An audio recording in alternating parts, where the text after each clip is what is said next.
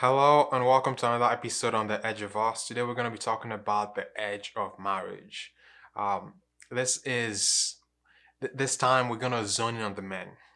Uh, this topic though, which we're going to discuss, is very valuable for women and for couples as well. The best way for us to start is with a question. So, what if, man, what if you don't have to be smarter than your wives to lead your homes effectively? What if you don't have to be the one who has all the degrees and the fanciest job to lead your home effectively? What if it's okay? What if it's even a gift that your wife is smarter than you in many areas or or some areas? I know what you're thinking. You might be thinking, I should say that, hey, you don't know my wife and the friction that it causes with us when she's smarter than me in certain areas. Well, I do know this though, that your wife has a God-given brain. So certainly she's got ideas and vision, skills, ability, talents. Whether you believe they're great or not. What does it look like though to harness those for the good of the kingdom of God, for the good of your home? That's what we're going to talk about today. And trust me, I know my wife Attiyah is smarter than me in many areas. And when we first got married, I found myself reeling. It's funny, it makes me feel silly now I think about it. But I was just reeling because I thought I should be smarter in this area or that area. And she just was. And thankfully, I've gotten wiser. Now, let me tell you a story to illustrate. There are two leaders, the CEO of this major company, and then a director of some small department in that company. Now, this CEO of this company is the kind of guy that often shoots down the ideas of members of his leadership team without really hearing them out and just wants to emphasize his own viewpoint and his own idea and his own agenda, and is really thinking about how he can carry everyone forward. Whereby the other leader of this much smaller department his heart is really to nurture his team members, nurture the members of his team, to help them to use their gifts, their abilities to achieve the purposes of the team and the company while helping them to grow personally as well. So that's two leaders. Which of them, the CEO or this director of a small department, which of them do you think is the better leader? Yeah, I think it's pretty obvious, perhaps given that story, but I'll just let you sit with that. You can play the video back if you need to see what I'm getting at. But let's check for a husband and a wife, though.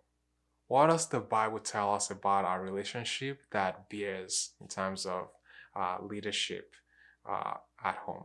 Let's check it out. So the first verse we'll look at is Ephesians chapter 5, verse 21.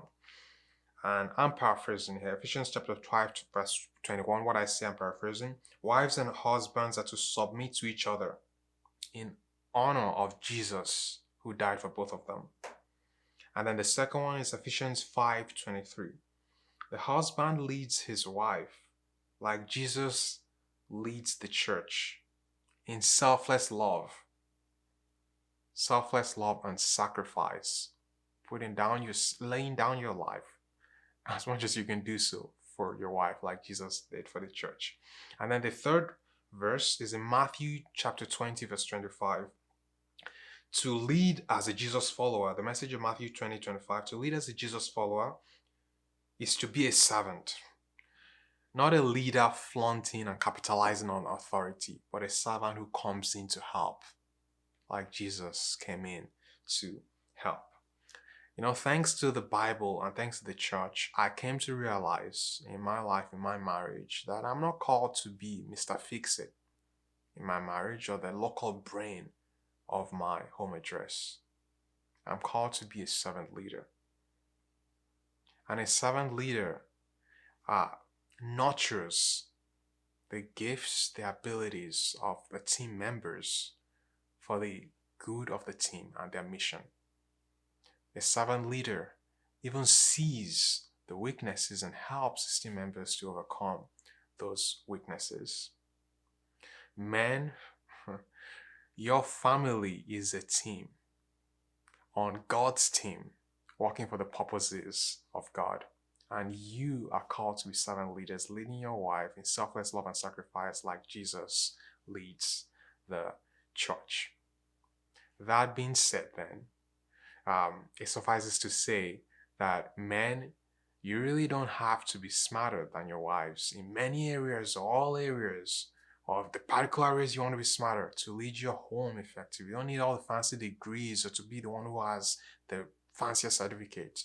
You just need to be led by God so that you can lead in selfless love and sacrifice. Thank you so much for tuning in on this episode of The Edge of Us.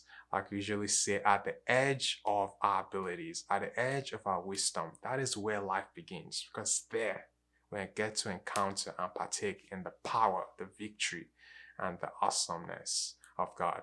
If this was useful, please feel free to share it. Subscribe so you don't miss upcoming videos. I will see you next time on The Edge of Us. Love you.